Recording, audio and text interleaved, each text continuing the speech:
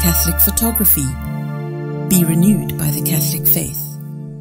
Eternal Father, I offer you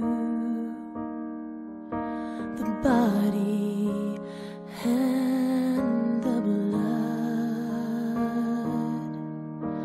soul and divinity. Catholic Photography, in collaboration with the Father Campbell Foundation, brings you a documentary named Father Campbell's Life Story.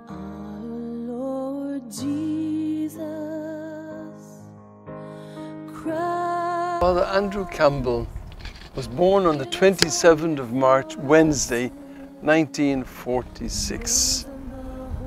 I came from a beautiful family. My mommy and my daddy and my two sisters and and a brother and myself. And we were the happiest family in the world. Very united, closely linked, always together, doing things together, praying together, going to church together. And it was while I was at school that I decided to follow Manchester United. I remember the time coming home from school. It was the time they had the Munich air disaster that I can remember. So I'm going back in the 50s that I decided to start following Manchester United. And I met all the players on the day I was leaving for the seminary, 1964. I met all the players, you know, Bobby Charlton, Dennis Law, met all of them. And I was all excited, just my team. So this is the family I came from. My father, of course, followed the same team. So we were very united. We're a wonderful family. And I thank God for the gift of the family. And it was during school when I was a young boy. You know, you get priests coming in and out, you know, coming from the missions and talking, telling us about their work out in Africa and America, South America and other places. And I was attracted, you know, to those who are working out in Africa, and used to leave magazines behind them, and I used to read them. So that's how I got interested in wanting to come to Africa.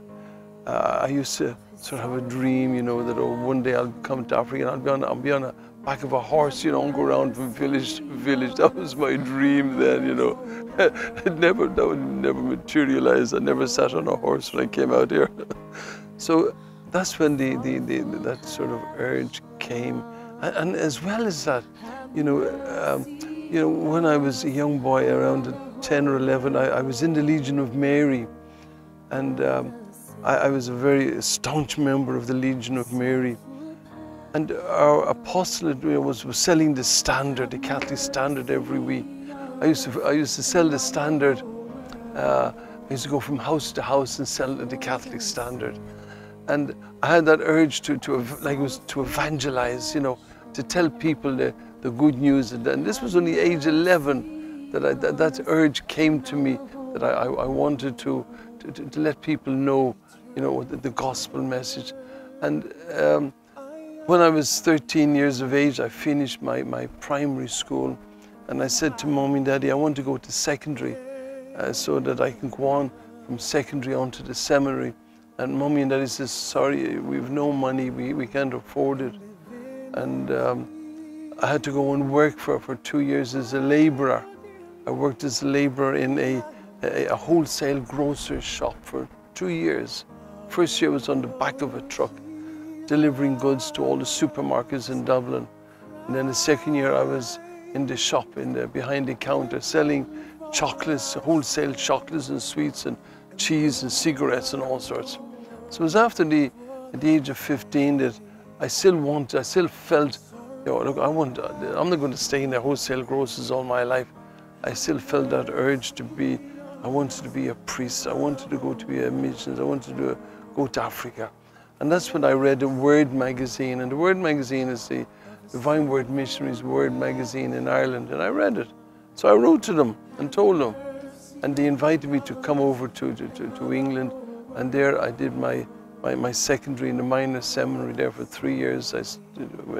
And then after 3 years, having finished my secondary, then at the age of 18, then I came to back to Ireland, and I started my novitiate at the age of 18. And there were 31 of us in that class. We had a wonderful class. On the 8th of September 1964, I entered the SVD and became a novice, but my cassock, and we became novices. And then 2 years later, I took my first vows. And during that time, you know, when we have holidays, we'd go home on holidays. I worked over in England. I worked over in London. I worked there as a welder, and I worked in Liverpool as an auxiliary nurse during the long vacations, and that was a great help. I saw the other side of life, what it means to work and to gain money and look after yourself. So that SVD certainly gave us a good training, and that I always remember. And I can always remember, before going to novitiate, I finished a minor seminary and I got permission to go to novitiate in Ireland, and they gave me a long list of clothing, things to be bought, and I said, how can I buy all these things? There's so many of them, I can't afford it. And I worked in a supermarket that's long vacations, sweeping floors and putting food on shelves. And people gave me a present, a pair of shoes and socks and underwear and shirts. But I was left with money for my 3 black cassocks, which would have cost £10. But it was a lot of money in those days. I couldn't afford it. I had no nice grandfather or grandmother to pay for it. And my parents couldn't pay. And that's when the miracle happened, that somebody sent me £10, and I still have the letter 28th of August 1964. They sent me a £10 note in a letter, anonymous letter, saying, I hope you'll be a good priest and a holy priest. I'll pray for you. Pray for me and my children. I don't know who it was, but it was a miracle. And I felt that God was calling me, and God was telling me, I will take care of you right through your life. And it has happened, you know, and it's a fact. God has really blessed me and taken care of me all through my life, and He's kept to His word.